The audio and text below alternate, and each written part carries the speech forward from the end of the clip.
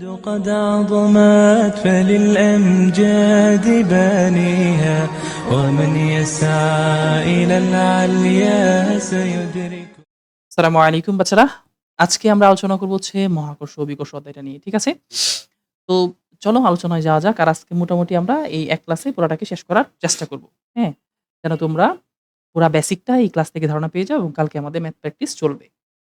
তো মহাকর্ষ ও বিকর্ষ জানার আগে আমরা একটু দেখে নিই যে মহাকর্ষ বল জিনিসটা কাকে বলে? মহাকর্ষ বল কাকে বলে বাচ্চারা? মহাকর্ষ বল খুব সিম্পল জিনিস। মহাবিশ্বের যেকোনো ২ টি বস্তুর মধ্যকার পারস্পরিক আকর্ষণ বলকে বলা হয় মহাকর্ষ বল। তুমি মহাবিশ্বের যেকোনো ২ টি বস্তুর মধ্যকার যেমন ধরো এই যে আমাদের সোহান আর ফাহিমের মধ্যে যে আকর্ষণ বল, ঠিক আছে? সেটা হচ্ছে কি? মহাকর্ষ বল। মানে যেকোনো ২ টি বস্তুর মধ্যকার আকর্ষণ বলটাকে বলা হয় মহাকর্ষ বল। কিন্তু এদের মধ্যে যদি একটা পৃথিবী চলে আসে তখন সেটাকে বলা হয় অভিকর্ষ বল। ঠিক আছে? যদি যেকোনো একটা মানে পৃথিবীর সাথে যেকোনো একটা বস্তুর সেটা হতে পারে ফাহিম, সেটা হতে পারে সোহান, সেটা হতে পারে অন্য কেউ। তো তোমাদের মধ্যে মানে পৃথিবীর সাথে যেকোনো একটা বস্তুর যে আকর্ষণ বল সেটাকে বলা হয় অভিকর্ষ বল। কিন্তু যেকোনো ২ টি বস্তুর মধ্যকার যে আকর্ষণ বল সেটাকে বলা হয় মহাকর্ষ বল। যেমন এই ২ টি বস্তুর মধ্যকার বা ২ টি মানুষের মধ্যকার যে আকর্ষণ বল সেটাকে বলা হবে কি? মহাকর্ষ বল। বুঝতে পেরেছেন?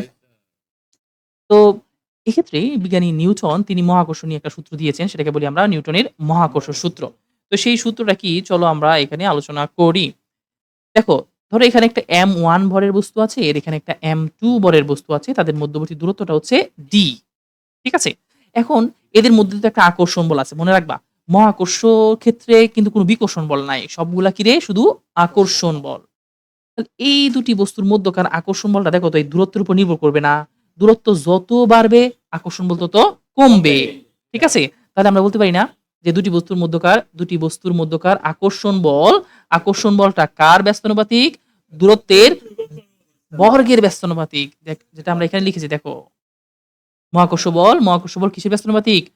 ২ টি বস্তুর মধ্যকার হ্যাঁ, ২ টি বস্তুর মধ্যকার দূরত্বের বর্গের ব্যস্তানুপাতিক। আবার খেয়াল করো। এই ২ টি বস্তুর ভর যত বেশি হবে, তাদের আকর্ষণ বলটা তত বেশি হবে।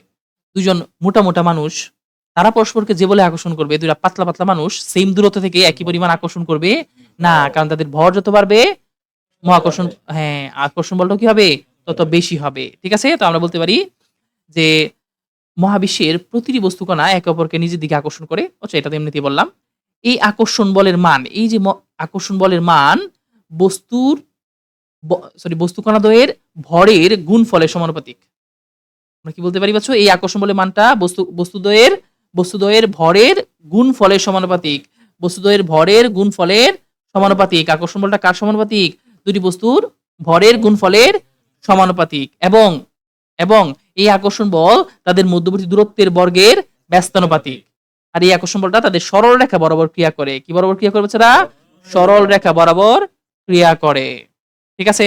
তো আমরা যদি একটানা বলতে চাই, দেখো তোমার ২ টি বস্তুর মধ্যকার আকর্ষণ বল বস্তু দুটির ভরের গুণফলের সমানুপাতিক এবং তাদের দূরত্বের বর্গের ব্যস্তানুপাতিক এবং এই আকর্ষণ বলটি তাদের মধ্যকার সরল রেখা বরাবর ক্রিয়া করে। এমন না যেরকম আঁকাবাঁকা পথে ক্রিয়া করে না। সরল রেখা বরাবর ক্রিয়া করে। ক্লিয়ার। তো আমরা এই ক্ষেত্রে বাচ্চারা আ আমরা যদি সূত্রটাকে দেখো, এখানে ২ টা সূত্র পেয়েছি। একটা হচ্ছে F সমানুপাতিক m1 * m2 আরেকটা হচ্ছে F সমানুপাতিক 1/d²। ২ টাকে যদি আমরা একত্রিত করে দিই তাহলে F সমানুপাতিক m1 * m2/d² লিখতে পারি না? এই সমানুপাতিক চিহ্ন তোলার জন্য একটা ধ্রুবক নিয়ে আসলাম g। এই g টাকে বলা হয় মহাকর্ষীয় ধ্রুবক। যেটাকে কি বলা হয়? মহাকর্ষীয় ধ্রুবক। ঠিক আছে? আর এটার মান কত? 6.67 * 10^11। ঠিক আছে? এখন এটার এককটা কি হবে? চলো একটু এককটা দেখে নিই। বাচ্চারা এককটা আমরা এই বেটার একক বের করব। তাহলে বাকিগুলোকে অন্য পাশে নিয়ে নিই। এই d² কে যদি এই পাশে নিয়ে আসি তাহলে কি হবে? fd² আর m1 m2 দিয়ে কি হবে? এটা ভাগ হবে। তাহলে fd² নিচে কি m1 m2। m1 এর একক কি রে? কেজি। এই m1 এর একক কি? কেজি। f এর একক কি রে? নিউটন। এই তোমার দূরত্বের একক কি? Metre square. কিন্তু একটার মিটার, দুইটার কি? Metre square. তাহলে উপরে হবে নিউটন মিটার স্কয়ার, নিচে হবে কি? KG square. এটাকে আমরা কি লিখতে পারি? Newton metre square per kilogram minus 2 বা কিলোগ্রাম ইনভার্স 2। এটা হচ্ছে কার একক রে? g এর একক বা মহাকর্ষীয় ধ্রুবকের একক। এই হতচ্ছাড়া কি বলা হয়? মহাকর্ষীয় ধ্রুবক। মহাকর্ষীয় ধ্রুবক কাহা জাতা হ্যায় ইসকে। ঠিক আছে? এটাকে মহাকর্ষীয় ধ্রুবক বলে। ঠিক আছে? আচ্ছা। তারপরেতে চলো পরবর্তী পেজে যাই এবং এটা দিয়ে আমাদের টুকটাক ম্যাথ আসতে পারে যে ২ টি বস্তুর মধ্যকার মহাকর্ষ বল কত হবে? এক্ষেত্রে আমরা এই সূত্র ইউজ করব। ওকে? পরেরটাতে যাও। মহাকর্ষীয় ক্ষেত্র পাচ্ছ। মহাকর্ষীয় ক্ষেত্র। ধরো মহাকর্ষীয় ক্ষেত্র বলতে বোঝায় কি? ধরো পৃথিবীর কথা যদি আমরা চিন্তা করি। পৃথিবীর ক্ষেত্রে। পৃথিবী তার চারপাশে যতটুকু অঞ্চল জুড়ে তার প্রভাব বিস্তার করে রাখে সেটাকে বলা হয় তার মহাকর্ষীয় ক্ষেত্র। যেমন ধরো আমাদের ফাহিম সে তার চারপাশে যতটুকু অঞ্চল জুড়ে প্রভাব বিস্তার করে রাখছে এটা হলো ফাহিম ক্ষেত্র। মানে ফাহিমের মহাকর্ষীয় ক্ষেত্র। ঠিক আছে? তো যে অঞ্চল জুড়ে কোন একটি বস্তুর উপর মহাকর্ষ বল ক্রিয়া করে, যে অঞ্চল জুড়ে কোন একটি বস্তুর উপর মহাকর্ষ বল ক্রিয়া করে তাকে মহাকর্ষীয় ক্ষেত্র বলে। এভাবে বলতে পারো বা কোন একটা বস্তু তার চারপাশে যে অঞ্চল জুড়ে প্রভাব বিস্তার করে রাখে সেটাকে বলা হয় তার মহাকর্ষীয় ক্ষেত্র। ঠিক আছে? আচ্ছা, মহাকর্ষীয় প্রাবল্য কি? মহাকর্ষীয় প্রাবল্যের জন্য আমি একটা চিত্র অঙ্কন করি বাচ্চারা দেখো। ধরো এটা হচ্ছে একটা মহাকর্ষীয় ক্ষেত্র। তাহলে আমরা মহাকর্ষীয় প্রাবল্য বলতে কি বুঝি? এখানে ধরো m ভরের একটা বস্তু আছে। আমরা অসীম থেকে অসীম বলতে বোঝায় এই ক্ষেত্রের বাইরের একটা জায়গা থেকে একটা একক ভরের বস্তু যদি এখানে নিয়ে আসি একক ভরের বস্তুকে, তাহলে এই বস্তুটা কি এটাকে একটা আকর্ষণ করবে না? ঠিক আছে? আর এই আকর্ষণটাকে বলা হয় মহাকর্ষীয় প্রাবল্য।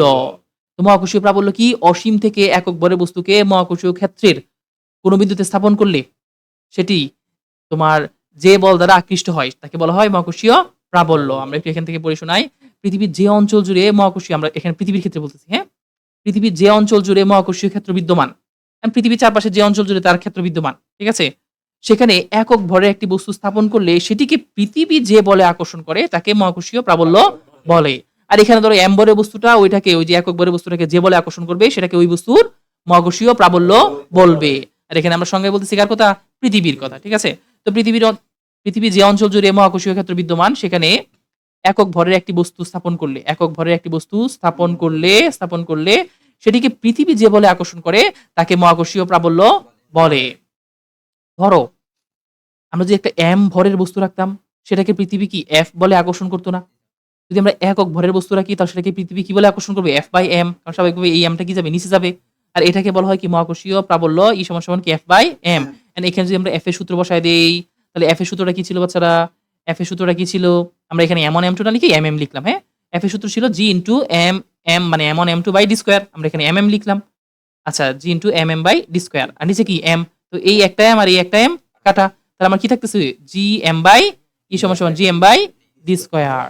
এটা হচ্ছে আমাদের কি? মহাকর্ষীয় প্রাবল্য। তো এখান থেকে কি, কি প্রশ্ন এসে থাকে মনারা? এই মহাকর্ষীয় প্রাবল্য থেকে কি, কি প্রশ্ন আসে? এখান থেকে তোমার প্রশ্ন আসতে পারে স্বাভাবিকভাবেই।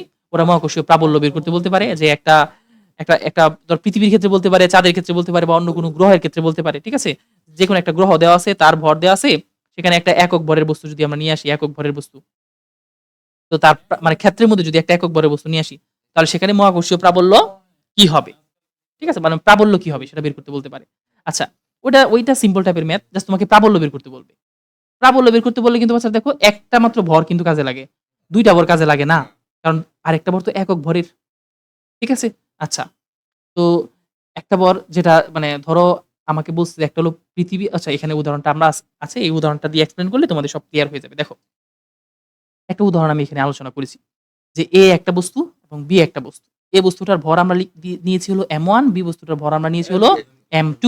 আমাদেরকে প্রশ্ন করবে যে এদের মধ্যবর্তী দূরত্ব হচ্ছে ১০০ কিলোমিটার আমরা ধরে নিলাম। ঠিক আছে? কারণ ওরা তো প্রশ্নের মধ্যে একটা দূরত্ব দিয়েই দিবে। কারণ এদের মধ্যবর্তী দূরত্বে যেকোনো একটা বিন্দুতে, ঠিক আছে, একটা বস্তু C স্থাপন করা আছে। যেটা হচ্ছে একক ভরের একটা বস্তু। যার ভর কত পাচ্ছ? 1 কেজি। 1 কেজি ভরের একটা বস্তু এর তোমার আ ২ জনের মধ্যবর্তী কোন একটা জায়গায় স্থাপন করা আছে। এরা আমাকে বলেছে যে এদের মধ্যবর্তী কোথায় এই হতচ্ছাড়া C বিন্দুটার প্রাবল্য 0 হবে? কোথায় এর প্রাবল্য 0 হবে?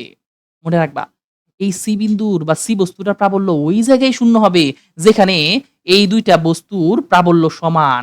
অর্থাৎ A বস্তুর প্রাবল্য যদি হয় E1 এবং B বস্তুর প্রাবল্য যদি হয় E2, তাহলে যে জায়গায় এদের প্রাবল্য সমান, যে দূরত্বে এদের প্রাবল্য সমান, সেখানে C বিন্দুর উপর প্রাবল্য কি হবে? মোট প্রাবল্য কি হবে?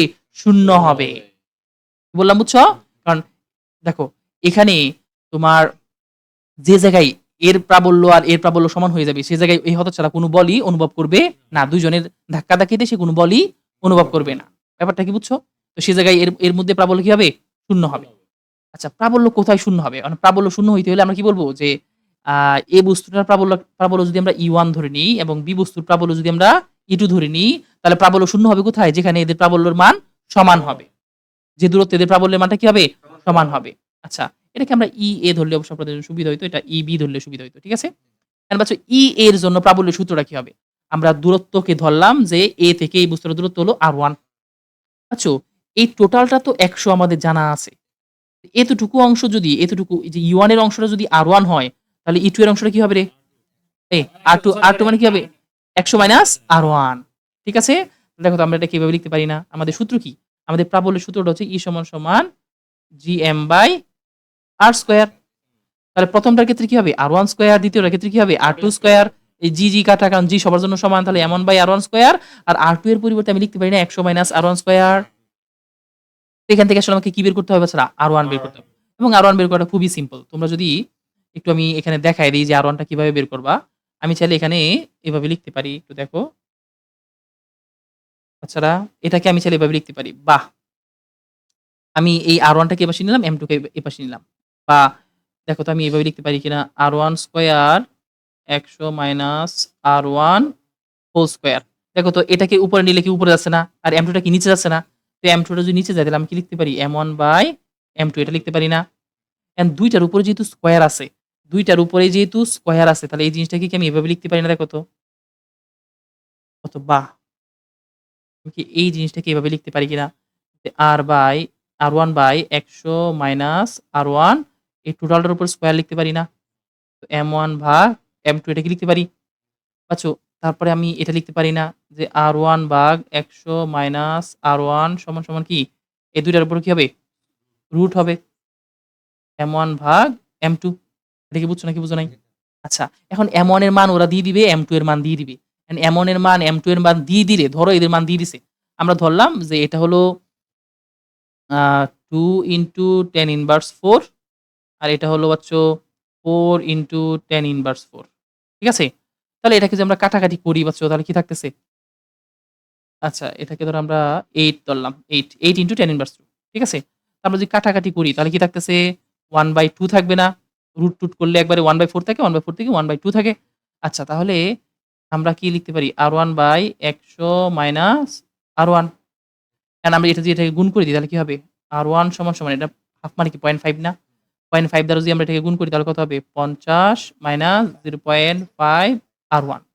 এই 0.5 কে এপাশে নিয়ে আসলে কি হবে? R1 প্লাস 0.5 না?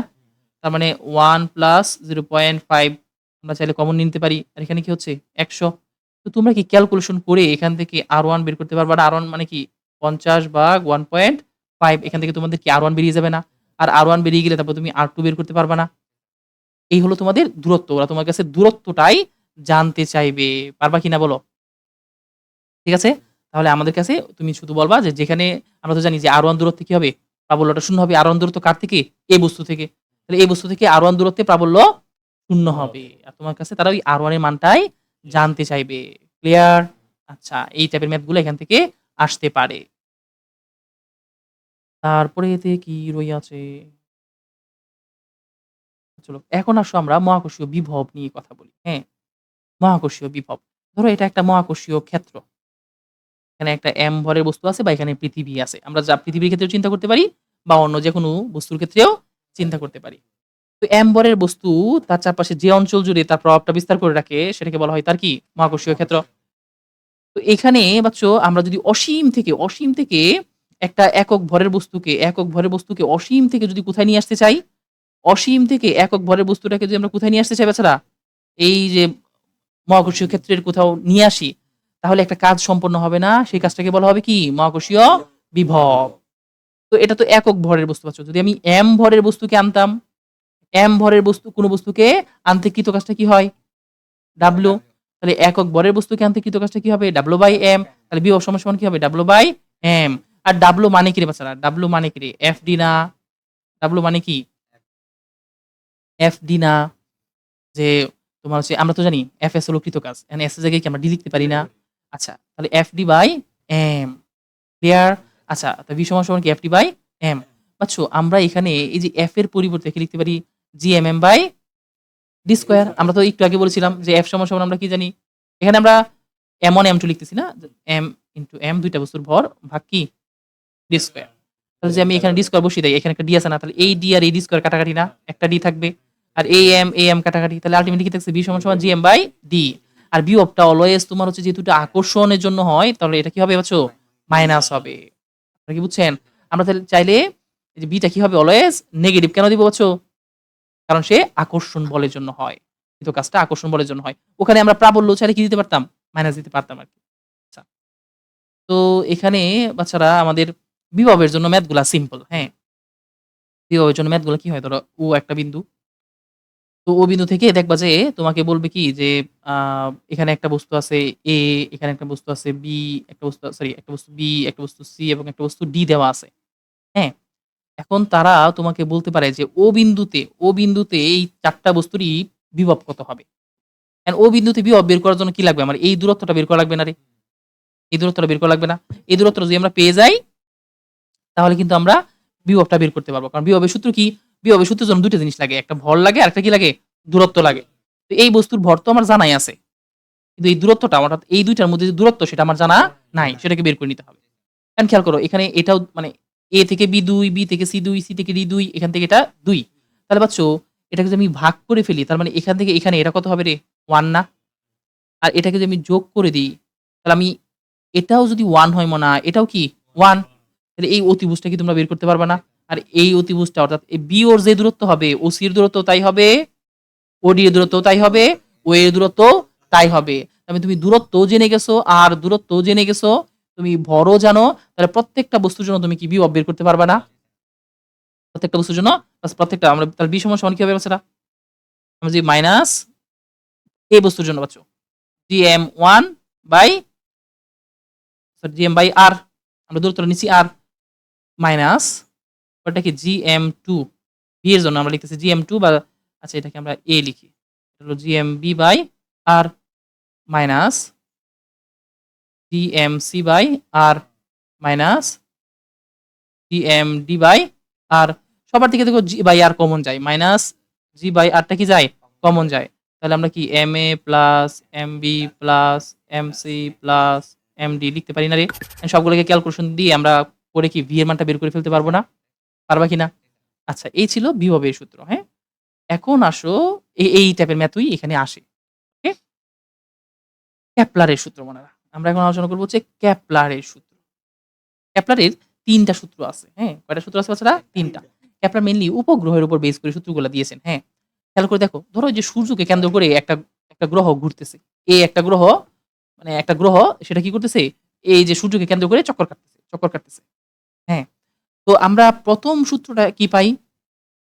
১ম সূত্র হচ্ছে বাচ্চারা প্রতিটি গ্রহই সূর্যকে কেন্দ্র করে একটি উপবৃত্তাকার পথে ঘূর্ণায়মান থাকে। এটাকে বলা হয় কক্ষের সূত্র।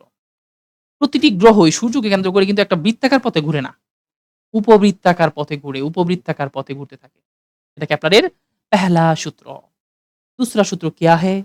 दूसरा सूत्र ये है যে গ্রহ ও সূর্যের সংযোগ সরলরেখা সমান সময়ে সমান ক্ষেত্রফল অতিক্রম করে। এই ব্যাপারটা একটু বুঝি চলো।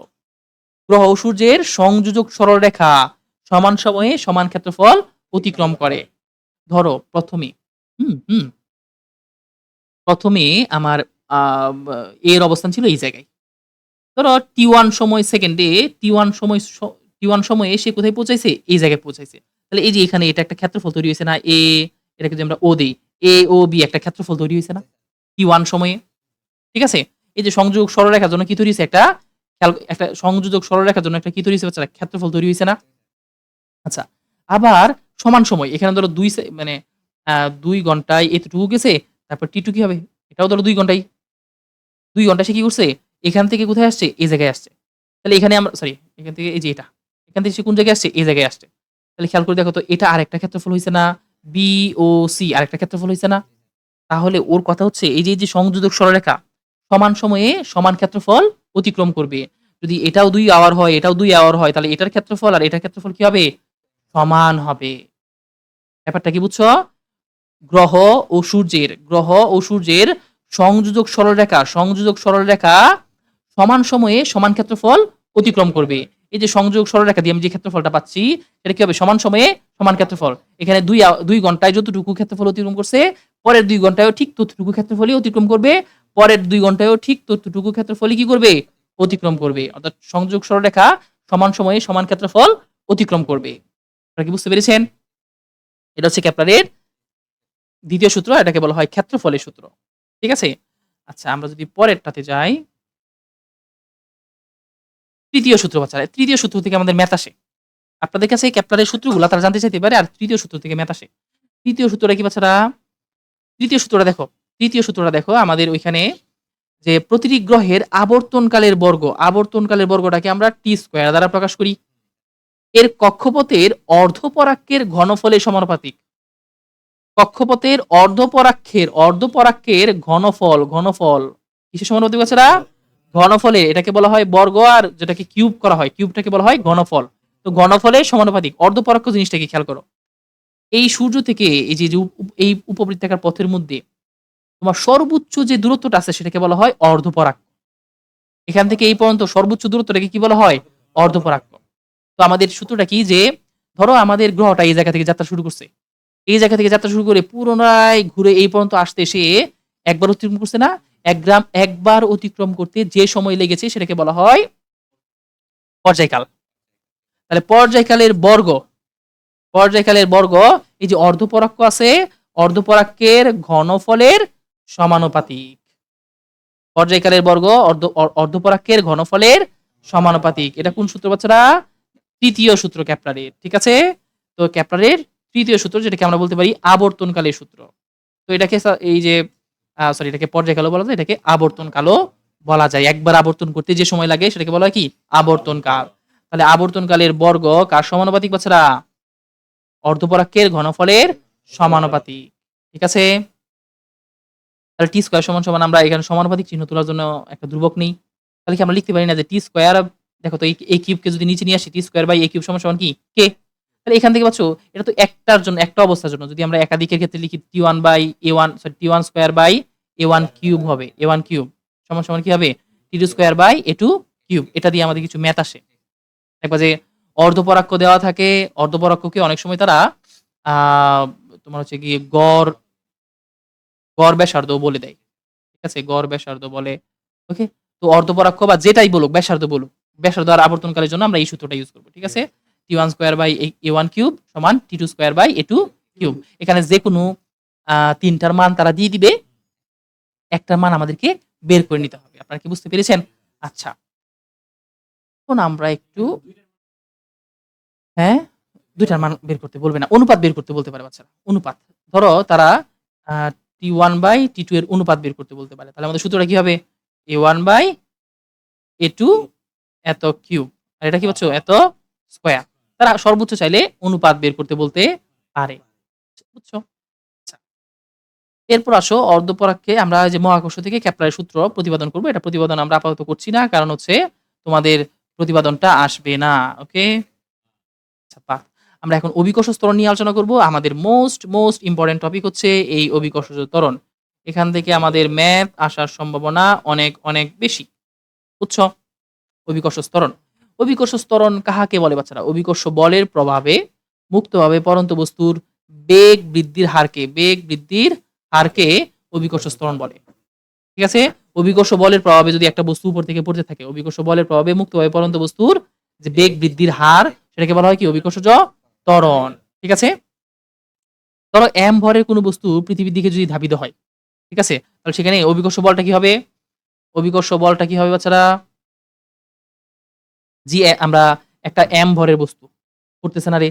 m ভরের বস্তু যদি পড়ে, তাহলে m ভরের বস্তুটা হচ্ছে m, আর পৃথিবীর ভর হচ্ছে m, আর ওই বস্তু আর পৃথিবীর মধ্যবর্তী দূরত্বটা হচ্ছে কি? d। ঠিক আছে? তাহলে আমরা কি বলতে পারি বাচ্চা? অভিকর্ষ বল সমান সমান কি হবে?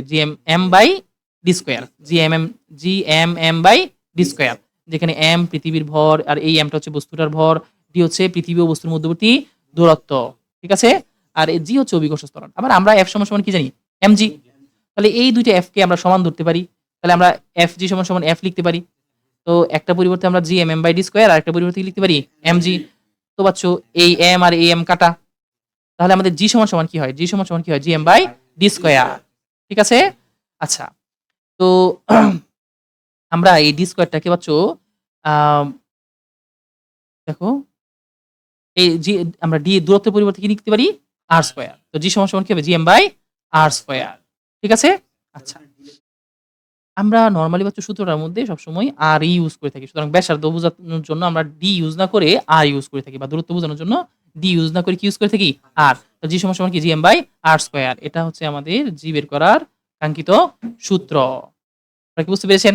আচ্ছা আর আবার মহাকর্ষীয় প্রাবল্য কিন্তু সেম সূত্র। মহাকর্ষীয় প্রাবল্যের ক্ষেত্রে আমরা কি পাই? ই সমান জিএম বাই আর স্কয়ার।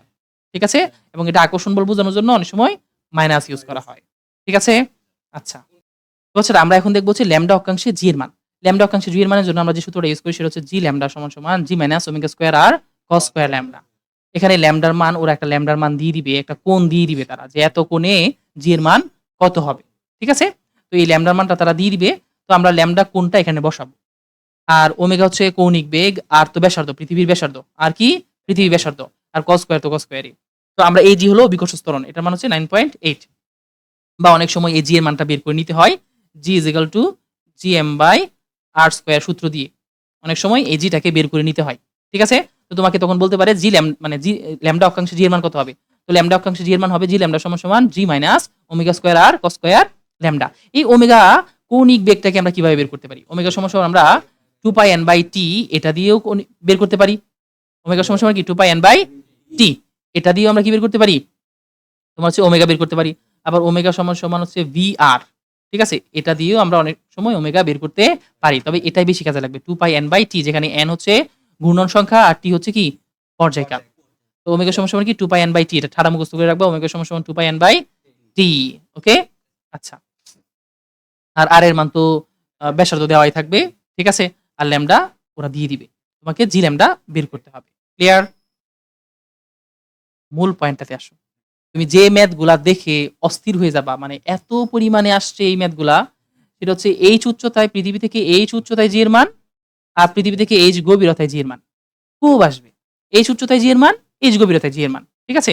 তো আমরা পৃথিবী থেকে এইচ উচ্চতায় জি এর মান বের করার জন্য আমরা এখানে চলো সূত্রগুলো একটু দেখে নিই। ঠিক আছে? আর পৃথিবী পৃষ্ঠে জি এর মান সর্বোচ্চ। পৃথিবী পৃষ্ঠে জি এর সূত্র কি? G is equal to GM by R square. ঠিক আছে? কারণ হচ্ছে এইচ উচ্চতায় যদি আসো, এইচ উচ্চতায় জি এর মানটা কি হবে? এইচ উচ্চতায় জি এর মান হবে আমরা জি এর এইচ উচ্চতায় জি এর মানটা হলো জি প্রাইম। জি প্রাইম সমান খেয়াল করতে বাচ্চারা, আমরা যদি পৃথিবী থেকে এইচ উচ্চতায় উঠে যাই, পৃথিবী থেকে যদি এটা তো আর, মানে এখান থেকে আমি আরো এইচ উচ্চতায় উঠলাম। তাহলে আমাদের ব্যাসার্ধ কি হয়ে গেছে? আর প্লাস এইচ না? এইচ উচ্চতায়। তাহলে আর প্লাস এইচ। বলো তো কোনটার মান বড়? আর প্লাস এইচ এর মান বড় নাকি আর এর মান বড়? একটা কমন জিনিস মনে রাখবা, অলওয়েজ বড় মানটা বেশিরভাগ ক্ষেত্রে কোথায় হয়? নিচে। তাহলে R by R plus H whole square into G. এটা হচ্ছে এইচ উচ্চতায় জি এর মান। R by R plus H whole square into G. আর এইচ গভীরতায় জি এর মান। খেয়াল করো, আমি যদি এইচ গভীরতায় চলে যাই, আমি এখন কোথায় চলে যাচ্ছি? ধরো এটা হলো পৃথিবী, আমি এইচ গভীরতায় চলে গেলাম। এটা হলো ব্যাসার্ধ আর। আর এটা হলো গভীরতা কত? এইচ। তাহলে এটা কি পাচ্ছ? আর থেকে বাদ যাবে না? তাহলে কি হবে? আর মাইনাস এইচটা বেশি হবে নাকি আরটা বেশি হবে? আর বেশি হবে। যেটা বড় সেটা কোথায় যাবে? নিচে। এইচ গভীরতার সূত্র হচ্ছে R minus H by R into G. এখানে স্কয়ার আছে বাট এখানে কিন্তু স্কয়ার নেই। মনে রাখবা। এইচ গভীরতায় জি এর মান। আর এটা হচ্ছে কি এইচ উচ্চতায় জি এর মান। ক্লিয়ার? আচ্ছা। এইচ উচ্চতায় জি প্রাইম বের করতে, মানে জি বের করতে বলবে অথবা এইচ গভীরতায় জি বের করতে বললে আমরা এই সূত্র ইউজ করব। দেখো তো এই সূত্রটাকে আমরা চাইলে এইভাবে লিখতে পারি না? যে দুইটাতেই যদি আমরা আর দিয়ে ভাগ করি, আর বাই আর আমরা কি লিখতে পারি? R by R minus H by R লিখতে পারি না? আর আর কাটাতে লিখে থাকে এটা 1 minus H by R into G. তুমি চাইলে এইচ গভীরতা জি এর মানের জন্য এই সূত্রটা ইউজ করতে পারো। জি প্রাইম সমান 1 minus H by R into G. এই সূত্রটা দিয়ে ইউজ করলে মানে ম্যাথটা সহজ হয়ে যায়। বুঝছো? আচ্ছা। হ্যাঁ। এখন আসো এইচ উচ্চতা আমাদেরকে বলল যে এইচ উচ্চতাটা কি হবে? এই যে এখান থেকে পৃথিবী থেকে যে এই উচ্চতাটা আছে সেটা বের করতে বলবে। ওরা জি প্রাইম, এখানে যে জি প্রাইম আছে সেটা দিয়ে দিবে। আর ভূপৃষ্ঠে জি তো আমাদের জানাই আছে। অলওয়েজ মনে রাখবা পৃষ্ঠের জি সবসময় বেশি হয়, উপরেও কম হয়, ভিতরেও কম হয়। কেন্দ্রে একবার জি এর মান 0। ওকে? তো ভাবুন এইচ উচ্চতাটা আমরা বের করব কিভাবে? এইচ উচ্চতা দেখো, এইচ উচ্চতার জন্য আমরা যে সূত্রটা মনে রাখবো অলওয়েজ এইচ উচ্চতা, হ্যাঁ? জি এর মানটা বড় না, জি প্রাইম এর মানটা ছোট না। তাহলে জি বাই জি প্রাইম মাইনাস 1। খেয়াল করো এটার সূত্রের মধ্যে কিন্তু স্কয়ার ছিল। সুতরাং এটা সূত্রের মধ্যে কি আসবে? রুটও আসবে। ঠিক আছে? আমরা যখন এইচ বের করতে যাব। তো এখান থেকে আসলে প্রতিপাদন করলে এটা বের করা যায়। তোমাদের প্রতিপাদন মনে রাখার দরকার নাই। এর চাইতে সূত্রটা মনে রাখাটা সহজ। আমরা কিভাবে মনে রাখবো হচ্ছে উচ্চতার ক্ষেত্রে মানে তোমার হচ্ছে জি বাই জি প্রাইমটা বড় হবে। এখান থেকে আমরা যেহেতু এটা বড় হবে বাচ্চু, জি গ্রেটার দেন জি প্রাইম না? সুতরাং এটার অ্যান্সারটা কি 1 থেকে গ্রেটার দেন হবে না? 1 থেকে বড় হবে না এটার উত্তরটা? যার কারণে কিন্তু আমরা এটা থেকে 1 বাদ দিয়েছি ইনটু কি আর। জি প্রাইম বের করার সময় জি দিয়ে গুণ, এইচ দূরত্ব বের করার সময় দূরত্ব দিয়ে গুণ। ওকে? আচ্ছা আর গভীরতা বের করার সময় এটা দেখো জি বাই জি প্রাইম থেকে কিন্তু 1 বাদ দিয়েছি। আর এখানে কি হবে 1 থেকে জি প্রাইম বাই জি বাদ দিব। কারণ না জি প্রাইম ছোট, জি বড়। ছোট সংখ্যাকে বড় সংখ্যা দিয়ে ভাগ করলে কি হয় 1 এর চাইতে কম হয়। সুতরাং এটা ছোট হয়ে যায়। এজন্য মানে মনে রাখবা আরকি যে এটা 1 থেকে আমরা বাদ দেব। তো h প্রাইম সমান সমান কি 1 minus G prime by G into R. এটাতে কি স্কয়ার ছিল? স্কয়ার ছিল না। সুতরাং এখানে কি নেই? রুটও নেই। মনে থাকবে এটা? তাহলে গভীরতা h প্রাইম সমান সমান কি হবে 1 minus G prime by G into R. বইয়ের মধ্যে দেখবা অন্যান্য সূত্র আছে। আর তুমি এই সূত্রটাকে মুখস্থ করে রাখবা। ম্যাথ করাটা সহজ হয়ে যাবে। ব্যাপারটা কি বুঝছো? আচ্ছা। এরপর আসো মুক্তিবেগ। মুক্তিবেগ কি জানো? অনেক সময় অনেকে বলে না আমাকে মুক্তি দাও। ঠিক আছে? তো তুমি যদি কোন একটা বস্তুকে মুক্তি দিতে চাও, তাহলে এমন জোরে কিক মারবা, এমন জোরে কিক মারতে হবে যে সে যেন আর পৃথিবীতে ফিরে না আসে। মধ্যাকর্ষণ বলটাকে অতিক্রম করে সে যেন চলে যায়। তো যে বেগে কোন বস্তুকে নিক্ষেপ করলে তা অসীমে চলে যায়, অর্থাৎ তা আর পৃথিবীতে ফিরে আসে না, তাকে মুক্তিবেগ বলে। যে বেগে কোন বস্তুকে নিক্ষেপ করলে তা অসীমে চলে যায়, তাকে কি বলা হয়? মুক্তিবেগ বলা হয়। ঠিক আছে? পাচ্ছ? আমরা মুক্তিবেগে যখন একটা বস্তুরে কিক মারবো, তখন সে একটা গতিশক্তি দিয়ে নিক্ষেপ করতে হবে না? তো গতিশক্তির জন্য সূত্র কি হবে? Half of M V square. ঠিক আছে? তাহলে তুমি যখন একটা এই গতিশক্তি দিয়ে যখন তুমি তারে নিক্ষেপ করবা, তখন একটা কৃত কাজ হবে না? আবার আমরা কাজ শক্তি উপপাদ্য থেকেও কিন্তু জানি যে কৃত কাজ কার সমান? গতিশক্তি পরিবর্তনের সমান। তাহলে গতিশক্তি আর কৃত কাজটা কি পাচ্ছ? সমান। তো এখানে কৃত কাজটা কি হবে? কৃত কাজ পাচ্ছ? আমরা কাজ ডাব্লিউ সমান সমান কি? এফএস না বা এফডি না? বা এফআর বলতে পারি আমরা। ঠিক আছে? তাহলে এফ এর মান কি পাচ্ছ? GMM by R square R into কি? আর এ আর কাটা তাহলে একটা আর থাকে না? দেখো জিএমএম বাই আর কৃত কাজের সূত্র কি হবে তাহলে? জিএমএম বাই আর। এই এম আর এই এম কাটা। একটা এম থাকতেছে, হ্যাঁ? একটা এম থাকতেছে। এটা কিন্তু পৃথিবীর জন্য। পৃথিবীর এম। তাহলে আমরা বি স্কয়ার সমান সমান কি লিখতে পারি? এই 2 টাকে দিয়ে এটা গুণ করে দিলাম। 2gm by R. B square সমান সমান কি? 2gm বাই আর। এই দেখো তো আমরা আবার জি সমান সমান কি জানি? GM by R. Sorry GM by R square. তাহলে এখান থেকে এই জিএম সমান সমান কি লেখা যায়? এই আর স্কয়ারটা এই পাশে নিয়ে আসলে জিএম সমান সমান কি? জি আর স্কয়ার লেখা যায় না? তাহলে আমরা এই জিএম এর পরিবর্তে এই জি আর স্কয়ার লিখতে পারি না? জি আর স্কয়ার লিখতে পারি না? তাহলে বি স্কয়ার সমান সমান কি? 2 জি আর স্কয়ার বাই আর। দেখো দুইটা সূত্র লেখা যায়। বি স্কয়ার সমান সমান 2 জিএম বাই আর অথবা বি স্কয়ার সমান সমান কি? 2 জি আর স্কয়ার বাই আর। তাহলে বি কে আমরা বের করব। তাহলে বি কে বের করার জন্য কি করতে হবে বাচ্চারা? তো বি কে বের করার জন্য কই জানি পাচ্ছ? বি কে বের করার জন্য বি সমান সমান কি হবে? রুট ওভার এই আর আর এই আর কাটা। একটা আর থাকে। তাহলে কি থাকতেছে? রুট ওভার 2 জি আর। ঠিক আছে? এখানে কি 2gr থাকতেছে না? আমরা v সমান সমান কি √2gr। ঠিক আছে? এটাই হচ্ছে আমার কি সূত্র? মুক্তিবেগের সূত্র। এই সূত্রটা ইউজ করতে পারি অথবা এটাও ইউজ করতে পারি। এ এখানে যদি আমরা v লিখতে চাই বাচ্চা, v লিখলে কি হবে? এই স্কয়ারটার মানে বর্গ হয়ে যাবে না? বর্গমূল হয়ে যাবে না? তাহলে v সমান সমান কি হবে? √2gm/r। তো তুমি এই সূত্রটা ইউজ করতে পারো অথবা v সমান সমান √2gr এই সূত্রটাও ইউজ করতে পারো। এই দুটো হচ্ছে মুক্তিবেগের সূত্র। এই দুটা দিয়ে আমাদের মাঝে, মাঝে ম্যাথ এসে থাকে। আমাদেরকে মুক্তিবেগ বের করতে বলে। আপনারা কি বুঝতে পেরেছেন? এ বাবুন এই যে এ বাবুন এই এম কাটা সরি এম আর এম কাটা। তাহলে কি থাকতেছে? এই ২ দিয়ে যদি আমি গুণ করে দেই 2gm হচ্ছে না? 2gm/r তা v স্কয়ার সমান সমান কি? 2gm/r অটো চলে যায়। v স্কয়ার সমান সমান কি? 2gm/r আচ্ছা। তো সেখান থেকে আমরা যদি ধরো শুধু v বের করতে যাই তাহলে কি হবে? বর্গমূল হয়ে যাবে না বাচ্চা? তো v বের করতে গেলে √2gm/r ওকে? আচ্ছা এটা দিয়ে আমাদের ম্যাথ এসে থাকে। এখন আসো কৃত্রিম বেগ বের করব আমরা। কৃত্রিম বেগ। খেয়াল করো। পৃথিবী থেকে এইচ উচ্চতায় একটা বস্তু আছে যেটা এইচ উচ্চতায় এদিকে চক্কর কাটতেছে। এইচ উচ্চতায় চক্কর কাটতেছে। ঠিক আছে? অ্যান্ড এই হতচ্ছাড়ার বেগ বের করতে হবে আমাদের। এই হতচ্ছাড়ার বেগ বের করতে হবে। এখন সে কিন্তু ধরো এই পৃথিবী থেকে ছিটকে চলে যায় না কেন? কারণ তার মধ্যে একটা আ হ্যাঁ, একটা কি আছে বাচ্চো? কেন্দ্রমুখী বল দ্বারা সে একটা আকৃষ্ট হচ্ছে, তাই না? আচ্ছা কেন্দ্রমুখী বল আর কেন্দ্রবিমুখী বল সেম জিনিসই। তো খেয়াল করো বাচ্চো এখানে তাদের মধ্যে একটা কেন্দ্রমুখী বল আছে সেটাকে আমরা বলতেছি সেটা হলো আমরা ওই যে আকর্ষণ বলের সূত্র gmm/r স্কয়ার। বাট এখানে তো আর হবে না। এখানে কি r প্লাস h হবে। তাহলে এখানে কি হবে? r plus h square. তাহলে এই যে এই বস্তুটা এখানে ধরো কেন্দ্র মানে পৃথিবীর কেন্দ্র আর এই যে বস্তু এদের মধ্যে আকর্ষণ বলের সূত্রটা কি হবে? F সমান সমান g পৃথিবীর ভরটা যদি হয় পৃথিবীর ভর যদি হয় m gm আর এটার ভর হলো যদি m হয় gmm/r plus h r plus h square. তাদের মধ্যবর্তী দূরত্ব স্কয়ার। এটা হচ্ছে কেন্দ্রমুখী বল। আর এই হতচ্ছাড়া যে ঘুরে যাচ্ছিল মানে ঘুরতেছিল, ঘুরার কারণে সে কেন্দ্রের বাইরে চলে যাওয়ার একটা প্রবণতা আছে না? এটার জন্য আমরা যে বলটা পাই সেটা হচ্ছে কি mv স্কয়ার বাই আর। আর এখানে তো আর হবে না, কি হবে আর প্লাস এইচ হবে। আর এই কেন্দ্র বহির্মুখী বল আর এই কেন্দ্রমুখী বলটা অলওয়েজ কি হয়, সমান হয়। তাহলে আমরা F1 সমান সমান কি লিখতে পারি, F2 লিখতে পারি না। mv square by R plus H সমান সমান কি gmm by R plus H square লিখতে পারি। এখানে আর প্লাস এইচ স্কয়ার কাটা, এখানে কি থাকতেছে একটা আর প্লাস এইচ থাকতেছে না।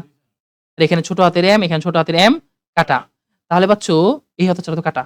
তাহলে আমাদের b স্কয়ার সমান সমান কি থাকতেছে gm by R plus H, gm by R plus H. তাহলে v সমান সমান কি হবে root over gm by R plus H. আর এটা হচ্ছে কিসের সূত্র, কৃত্রিম উপগ্রহের ক্ষেত্রে বেগের সূত্র gm by R plus H. তো কৃত্রিম উপগ্রহের ক্ষেত্রে বেগ দেখো gm by R plus H. আর মুক্তিবেগের ক্ষেত্রে মুক্তিবেগকে আমরা অনেক সময় যে ই দ্বারা প্রকাশ করি, মুক্তিবেগের ক্ষেত্রে সূত্র কি রুট ওভার 2gm বাই আর। এটা হচ্ছে gm by R plus H, ওটা কি 2gm বাই আর, অথবা মুক্তিবেগ সমান সমান কি রুট ওভার 2g আর। ঠিক আছে? আচ্ছা, আপনার কি মুক্তিবেগের এই সূত্র মনে থাকবে? এটা কিন্তু আমাদের খুব কাজে লাগবে। ঠিক আছে? আচ্ছা, এখান থেকে যদি আমি v স্কয়ার সমান সমান লিখতাম, তাহলে v স্কয়ার সমান সমান কি লিখতাম, gm by R plus H. v square সমান সমান কি gm by R plus H. আচ্ছা, এখন আসো, ধরো একটা বস্তুকে আমরা যখন আ একটা গ্রহ বা একটা উপগ্রহ বা একটা কৃত্রিম উপগ্রহ যদি পৃথিবীর চারপাশে এরকমভাবে চক্কর কাটে, তখন আমরা এখানে বলতে পারি না যে এর পর্যায়কাল কত হবে? এই যে কৃত্রিম উপগ্রহটার পর্যায়কাল কত হবে? পর্যায়কাল বের করব কিভাবে আমরা বাচ্চারা? আমরা তো জানি যে এখান থেকে ঘুরে এখানে আসতে যদি তার s দূরত্ব অতিক্রম করতে হয়। s তো তার পরিধি। এখানকার দূরত্বটা কি হবে? তার পরিধির সমান। s দূরত্ব অতিক্রম করতে হয় এবং এই কৃত্রিম আ উপগ্রহটার বেগ যদি হয় v, তাহলে আমরা বলতে পারি না পর্যায়কাল মানে এখান থেকে এখানে ঘুরে আসতে সময় কত লাগছে t। এটা কি হবে তার পর্যায়কাল না? s সমান সমান কি হবে vt। যেখানে s টা কি পরিধি। আমরা পরিধি সমান সমান কি জানি বাচ্চারা 2 পাই r। বাট এখানে দূরত্বটা কি r নাকি r plus h? r plus h। তাহলে সরি r প্লাস h। তাহলে এখানে আমরা s সমান সমান কি লিখতে পারি 2 পাই r প্লাস h। s সমান সমান কি লিখতে পারি 2 পাই r প্লাস h আর vt। তাহলে বাচ্চা আমাকে তো পর্যায়কাল বের করতে হবে। তাহলে পর্যায়কাল t সমান সমান কি 2 পাই r প্লাস h কে আমরা কি দিয়ে ভাগ করব? v দিয়ে ভাগ করব। আর আমরা কি এই সূত্র দিয়ে v বের করতে পারবো না? যদি তারা আমাদেরকে শুধুমাত্র কি দিয়ে দেয়, পৃথিবীর ভর তো আমাদের জানাই থাকে। যদি তারা আমাদেরকে শুধু উচ্চতাটা দিয়ে দেয়, তাহলে আমরা কি বেগ বের করতে পারবো না? আচ্ছা, তাহলে আমরা বেগ বের করে এখানে বসিয়ে দিব। r এর মান, h এর মান এগুলো তো ওরা আমাকে দিয়েই দিবে। আমরা শুধু বসিয়ে দিয়ে কি বের করে ফেলবো বাচ্চারা? পর্যায়কালটা বের করে ফেলবো। পারবো না? তার মানে পর্যায়কাল আমরা উপগ্রহের পর্যায়কাল বের করতে পারতেছি, উপগ্রহের বেগ বের করতে পারতেছি। একটা উপগ্রহ কখন স্থির উপগ্রহ হবে? ধরো পৃথিবীর চারপাশে একটা উপগ্রহ ঘুরতেছে, কৃত্রিম উপগ্রহ। এটাকে কখন আমরা স্থির বলবো? পৃথিবী যে বেগে ঘুরতেছে ওটাও যদি সেম বেগে ঘুরে। অর্থাৎ ওটাও যদি 24 ঘন্টায় একবার, আবার ওর পর্যায়কালটা যদি কি হয় 24 ঘন্টা হয়। তাহলে ওকে বলবো আমরা বুস্তির উপগ্রহ, অন্যথায় বুস্তির উপগ্রহ বলবো না। বুঝছেন? এখন আসেন আমরা উপগ্রহের উচ্চতা বের করি। এই সূত্রটা মনে রাখাটা একটু টাফ। হ্যাঁ? আপনি চাইলে এটাকে প্রতিপাদন করেও বের করতে পারেন। এই যে এখানে টি, এখানে আপনি v এর মানটা বসায় দিবেন। এখান থেকে আপনি h কে বের করবেন। এটা প্রতিপাদন করাটা মনে রাখাটা অনেক ঝামেলার জিনিস। আমরা দেখেন একটু শর্টকাটে মনে রাখি কিভাবে। আমাদের সূত্রটা হচ্ছে বাচ্চারা, ধরেন আমাদের কে নায়ক হইতে চান? আজকের গল্পের নায়ক কে হতে চান? ফাহিম? তোমাকে ভোট দিয়েছে সবাই। ঠিক আছে? ধরো ফাহিম। সে বিখ্যাত, বা ধরো তার বা পূর্বপুরুষদের। এখন ধরো আমরা চলে যাচ্ছি অনেক বছর আগে, আমরা ১৯০০ সালে চলে যাচ্ছি। যখন ফাহিম জন্মগ্রহণ করেছিল। ঠিক আছে? ১৯০০ সালে। তো তখন তাদের একটা পৈতৃক ব্যবসা ছিল। এটা ছিল হলো তোমার যে চন্দ্রার মোড়ে, হ্যাঁ? চন্দ্রার মোড়ে তোমরা দেখবা একটা পাবলিক টয়লেট আছে। তো এই ব্যবসাটা ফাহিমদের ছিল। পাবলিক টয়লেটের, বুঝছো? তো সে ওখান থেকে তারা আদিকাল থেকে ব্যবসা করে, বুঝছো? এখন তারা ওখানে দেখো, ওখানে তারা ২ টা জিনিস তো ত্যাগ করা হয়, তাই না? একটা হলো জি দিয়ে, আরেকটা হলো এম দিয়ে। তাই না? জি দিয়ে কি হয়? আর এম দিয়ে কি হয়? ঠিক আছে? ২ টা জিনিস ত্যাগ করে। আরে না, তবে ছাড়া তুমি জি আর এম এর এটা বুঝো না। পাবলিক টয়লেটে জি আর এম কি হবে? যদি শুধু কেউ জি ত্যাগ করে তাহলে তার জন্য একটা, আর যদি কেউ মানে শুধু এম ত্যাগ করে তাহলে তার জন্য একটা চার্জ করে তারা, হ্যাঁ? তো যদি ২ টাই কেউ একসাথে ত্যাগ করে তখন তারা ৪ পাই করে পয়সা নিত। কয় পাই করে পয়সা নিত? ৪ পাই। ঠিক আছে? তো তারা ৪ পাই করে পয়সা নিত। খেয়াল করো। এবং এটা তোমার যদি ঘন হয়, এই যে জি টা যদি ঘন হয়, ঠিক আছে? তাহলে আরকি ৪ পাই একবার ফিক্সড করা, কোনো কম নাই। খেয়াল করো বাচ্চারা। ঘন, ঘন মনে রাখবা H সমান সমান ঘন GM, মানে তুমি এই যে জি এর মানে গ এর নিচে উকার দিতে পারো, ম এর নিচে ত দিতে পারো। ঠিক আছে? তো ঘন GM, ঠিক আছে? এটা শুধু মনে রাখবা টি স্কয়ার, ঘন GM টি স্কয়ার ভাগ হচ্ছে 4 পাই করে, 4 পাই 4 পাই স্কয়ার, ঠিক আছে, মাইনাস আর। মানে এত কিছু তো মনে থাকে না, শুধু একটা মনে রাখবা যে জিএম ঘন জিএম বা ঘন GM T square by 4 pi square, 4 pi করে তারা ব্যবসা করে, 4 পাই স্কয়ার, ঠিক আছে, মাইনাস আর। তো এটা দিয়ে তোমরা এই যে উচ্চতাটা বের করে ফেলবা। এখন যে যেভাবে পারো মনে রাখবা উচ্চতা বের করার সূত্রটা, ঠিক আছে। তো এখানে তোমার সবকিছু দেওয়া থাকবে, পর্যায়কালটা তোমরা বের করে নিবা, অথবা পর্যায়কাল তারা দিয়ে দিবে। আর তো ব্যাসার্ধ জানাই আছে বা দিয়ে দিবে প্রশ্নের মধ্যে, তোমরা উচ্চতা বের করে নিয়ে নিবা। তো এই ছিল হচ্ছে আমাদের তোমার টোটাল আলোচনা এই অধ্যায়ের। এর বাইরে সাধারণত তেমন প্রশ্ন আসে না। আমরা যে সূত্রগুলো আলোচনা করলাম, কয়েকটা সূত্র, এগুলো দিয়ে ম্যাথ আসে। তোমরা কালকে ম্যাথগুলো প্র্যাকটিস করে আসবে, কেমন? قد عظمت فللأمجاد بانيها ومن يسعى إلى العليا سيدركها بما فيها